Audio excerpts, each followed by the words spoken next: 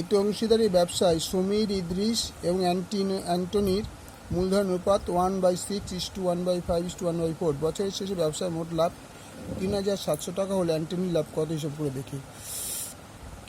সমীর, ইদ্রিস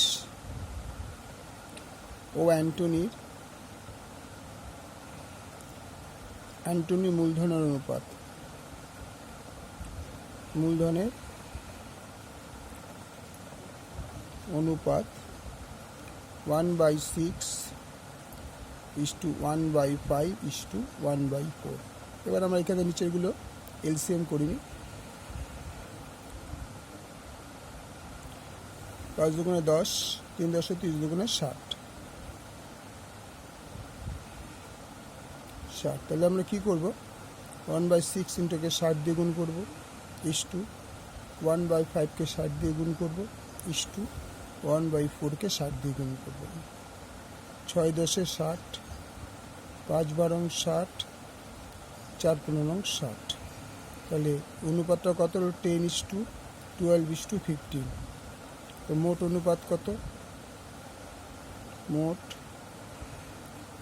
অনুপাত equal to 10 যোগ 12 যোগ 15 ইকুয়াল টু 27 10 37। সুতরাং আচ্ছা, মোট লাভ হচ্ছে, মোট লাভ ইকুয়াল টু 3,700 টাকা। সুতরাং অ্যান্টনির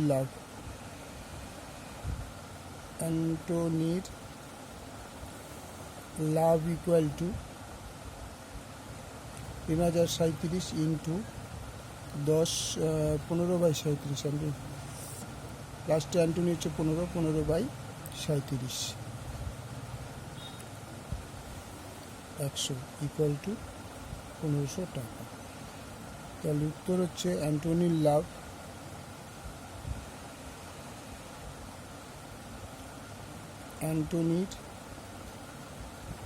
লাভ ইকুয়াল টু 1500 টাকা। ওকে, থ্যাংক ইউ।